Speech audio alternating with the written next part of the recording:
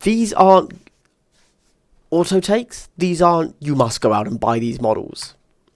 These are genuinely good rules. Oh my god, when I started this video, I did not think I was going to be saying that, let me tell you. Crazy. Crazy. Why would I say that about Games Workshop? But basically, Gotfret de Montbard and X101, brilliantly balanced models. And that is an official, well done Games Workshop for writing these rules. Now, I may be proven wrong. Somebody may come out and say, no, these are just trash, or no, these are amazing and are must-takes in every single list. But my initial read, I think these are really well-written rules. And like, damn, they got the A-team in for these guys. Clearly, he was just done writing Warcry and thought, I'll bang these out in 5 minutes.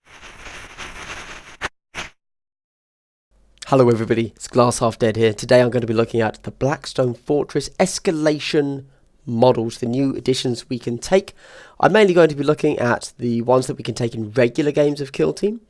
However, if there's a bit of time left at the end before I hit that sweet 10 minutes and 1 second slot, I will be looking at the commanders as well. Do recall that these are currently beta rules. However, Games Workshop has said beta rules are acceptable in tournament play at the moment, so that's fine. I guess beta rules in this context just means they might get changed in the future. But then anything might get changed with an FAQ, so who knows? Anyway, let's take a read, shall we? First up is not Cultist Firebrand, that is currently on screen, because he is a commander. We'll come back to him. First up is our Cultist. Is Cultist of the Abyss. Yeah. So, for those of you unaware, they basically have a guardsman stat line, except they're saving on a 6+. So, movement 6, weapon skill, ballistic skill 4, strength, toughness 3, 1 wound, 1 attack, leadership 6, save 6+. They are 5 points. That's also relevant, obviously. I don't really see why we would take one of them, to be honest with you. Okay, so faction keyword, Servants of the Abyss. These are models to be taken. This is not a new faction. These are additions to Servants of the Abyss, which, on the one hand, is really great. It's good that they are fleshing out a faction. I'm all for that. However, Servants of the Abyss, as a faction, already have a really good tool set.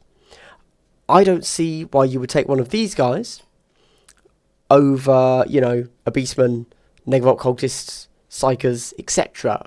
If you want something hardier, you take a Chaos Space Marine, right? And if you want somebody to sit back, which is these guys' jobs, this is what these guys would be taken for. If you want somebody to sit back on an objective, we already have the Traitor Guardsman. So why would we take these? We wouldn't. So feel free to ignore Cultists of the Abyss, but maybe the Gunners are where things come to life. Let's take a look. So, for an extra point for the Gunner Specialism, taking them to 6 points, and then an extra 2 points whether you take the Grenade Launcher or a Heavy Stubber, you're looking at 8 points. Now, you can take 2 of each, so if you want to take 2 Stubbers or 2 Grenade Launchers, that's fine. So, they're not limiting you. Oh, no, I've just lied. I've just completely lied. You can only take 1. You can take 1 Heavy Stubber or 1 Grenade Launcher. You cannot take 2 Heavy Stubbers or 2 Grenade Launchers. Heavy Stubber is a possibility, maybe. It's a heavy 3 strength 4, 36-inch range. But again, why would I take that over a Psyker? I mean, you take a Heavy Stubber to sit at the back and shoot stuff. I'd probably rather just take my Psyker and let him do that. For 8 points, a Negavolt Cultist is 9 points. I'm going to take a Negavolt Cultist every time, I think. Yeah. So, the Gunner's a bit of a fail. Let's have a quick look at the stat list here. Maybe they're messing with us and they're going to give us like a stealth buff with the Grenade Launcher, the Frag and Crack Grenades, are the standard default profiles, so that's irrelevant to us. Fine. Heavy stubber, we've covered that. The only unit of note here is the champion, who could be a leader model.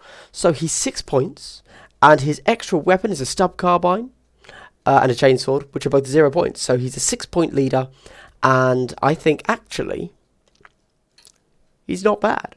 The reason for that is because the stub carbine, which by the way is exactly the same weapon as taken by the Adeptus Mechanicus infiltrators. You can take a stub carbine, which is exactly this here.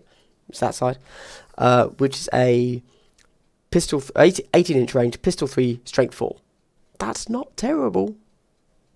That's not terrible. So yeah, obviously he's got 2 attacks base.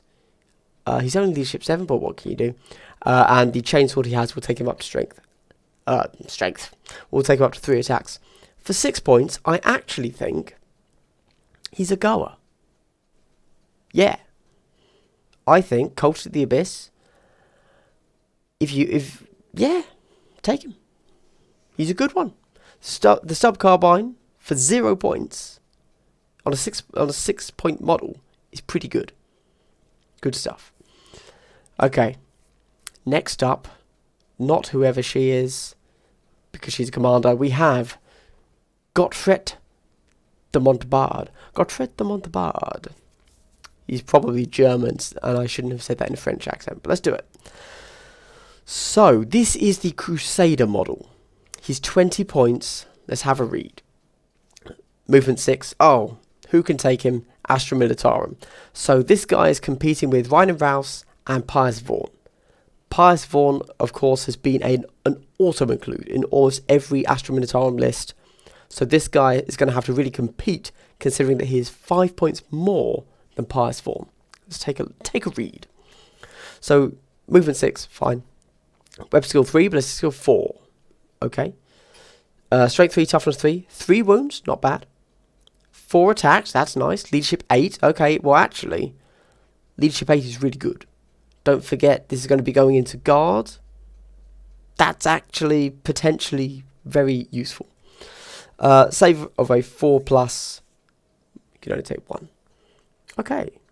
So he's armed with a power sword, which is just a standard power sword. So it's going to be strength 3, which isn't great. But AP -3 is always nice.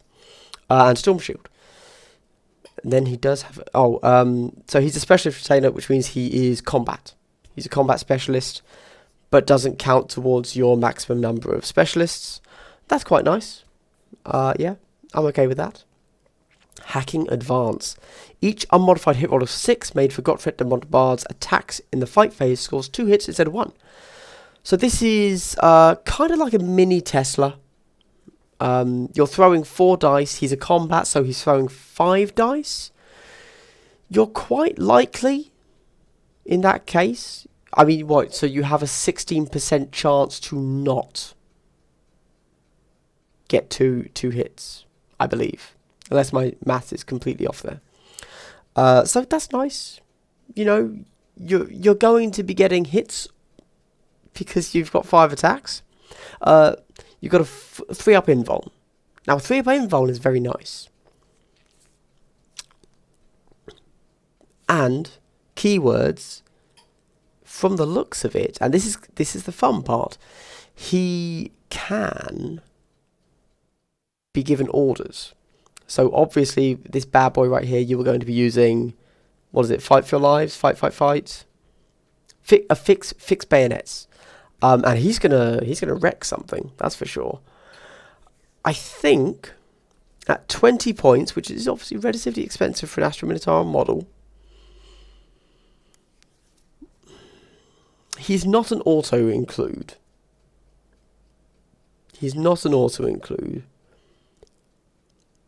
But I think you take him on the roster. You take him on the roster, and you might... Maybe he's an auto-include. You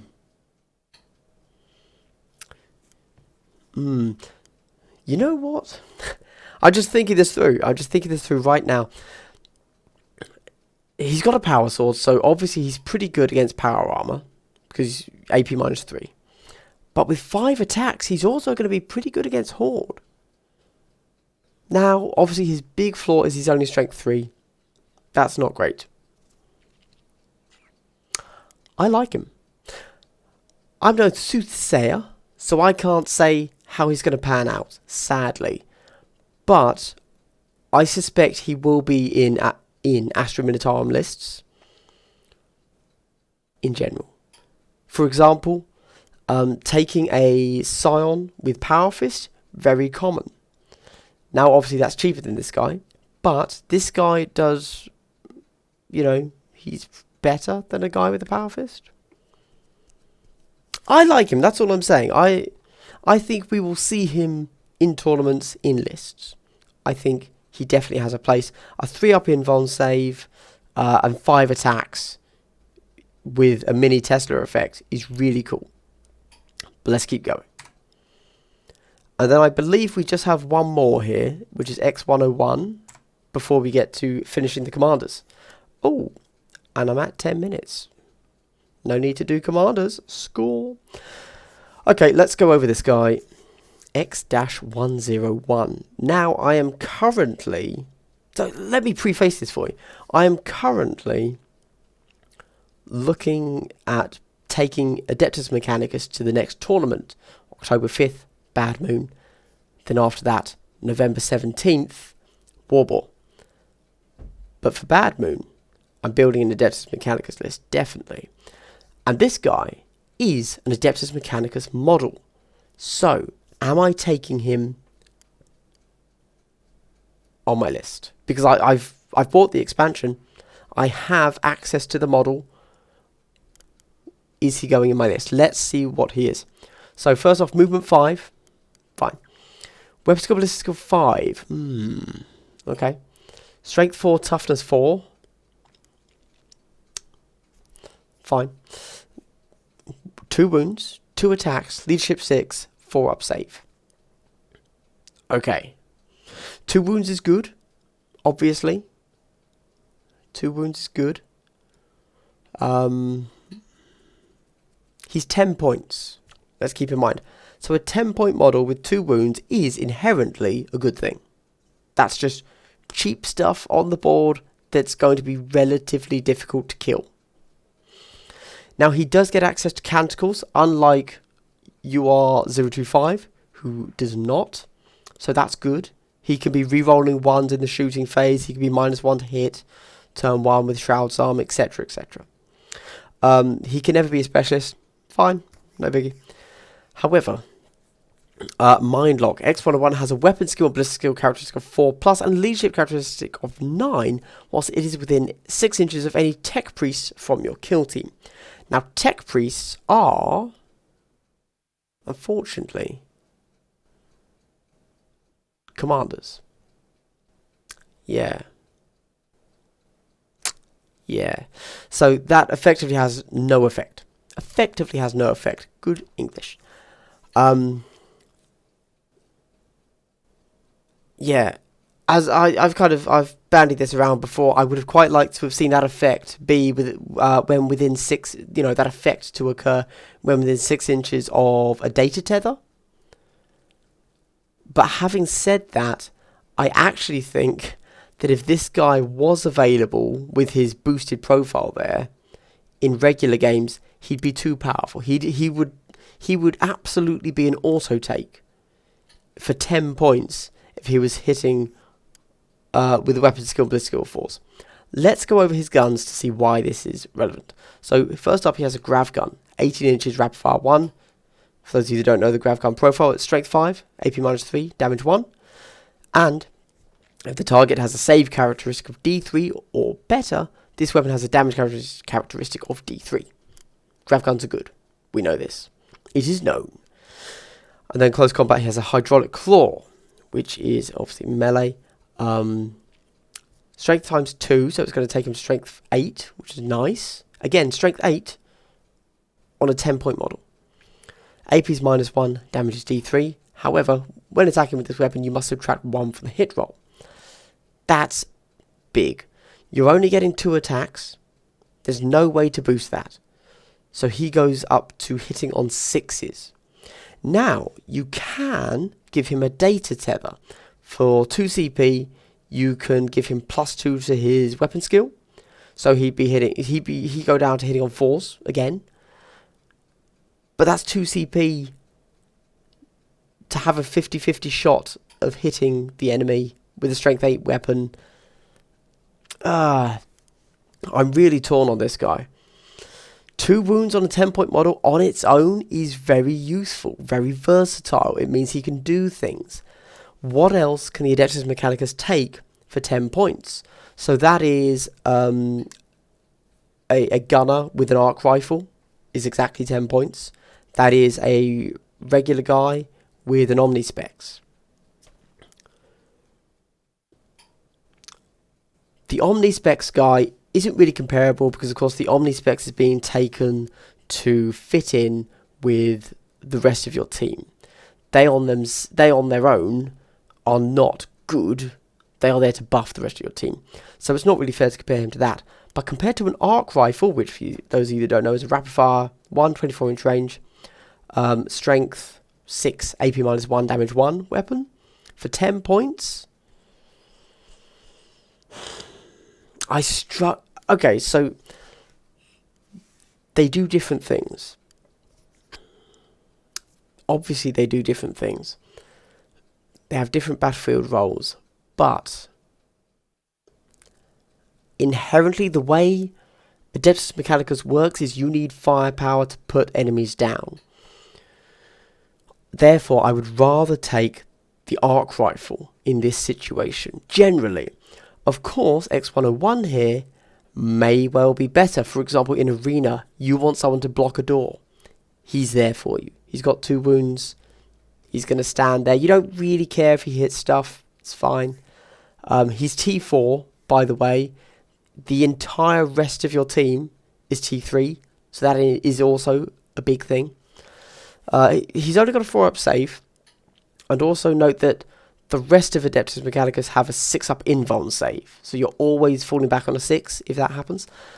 He doesn't get that. So he could, anything with an AP of 3, no save. It's only a 6-up, but it's relevant. I'm really torn on this guy. So actually, with that said, both X101 and Gotfret de Montbard, I think they've done a really good job of balancing, which is not something I say for Games Workshop, because with both of these guys, I've been giving you my first general impression here. I haven't looked at these before. I've read it for you. Oh, the Cults of the Abyss, ignore them. Meh. I didn't like what they did there. But for both of these guys, Gotfret de Montbard, X101, I am genuinely unsure if I would take them, and that means they are balanced. That means they have battlefield roles,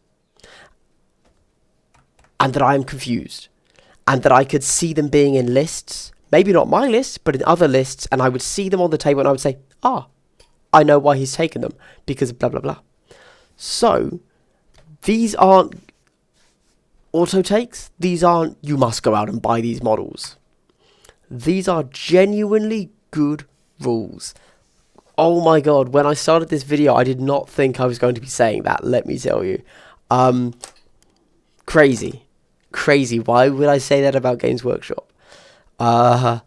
Obviously, it would have been lovely to come along and say, oh my god, X101, he's amazing. He's, 10-point model, and he's got a 4-up invuln save, and he's hitting everything on 3s.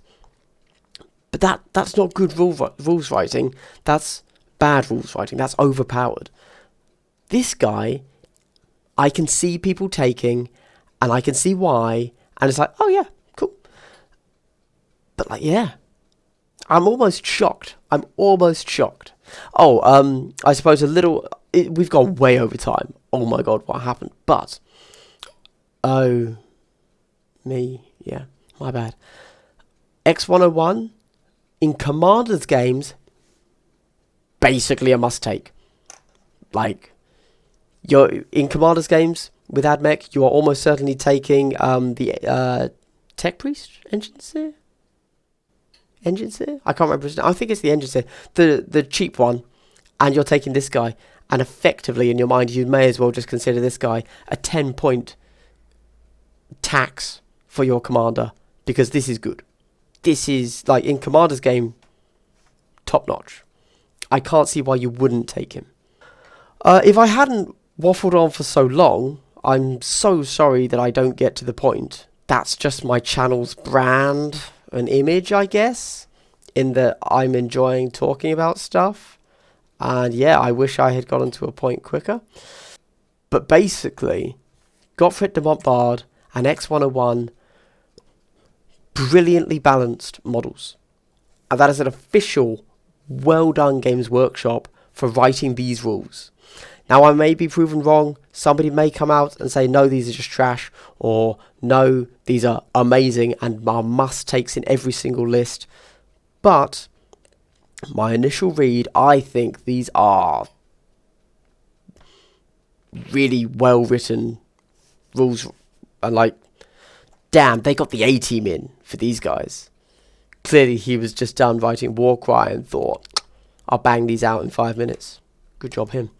Anyway, this has been Glass Half Dead. Let me know what you think about these, about X101, Gotfret de Montbard. Do you agree with me? Do you think... I mean, look, everybody would have liked an overpowered character for their faction, but do you think, in hindsight, that actually, yeah, these are well-written rules? Awesome. Or are you incredibly bored by this expansion because it doesn't give you anything? Also, what do you guys think of the Cultists of the Abyss? Did I give a wrong read on those? I've got to be honest, my knowledge of Cultists of the Servants of the Abyss, not as good as it could be. So I don't, like, maybe I was wrong there. Maybe you would always take the Cultists instead of the Traitor Guardsmen, or vice versa, and I was just completely wrong. I don't know. Let me know. Anyway, yeah, it's been Glass Half Dead. Let me know what you think. I hope you've had a good day, and I hope you continue to have a good day. Goodbye.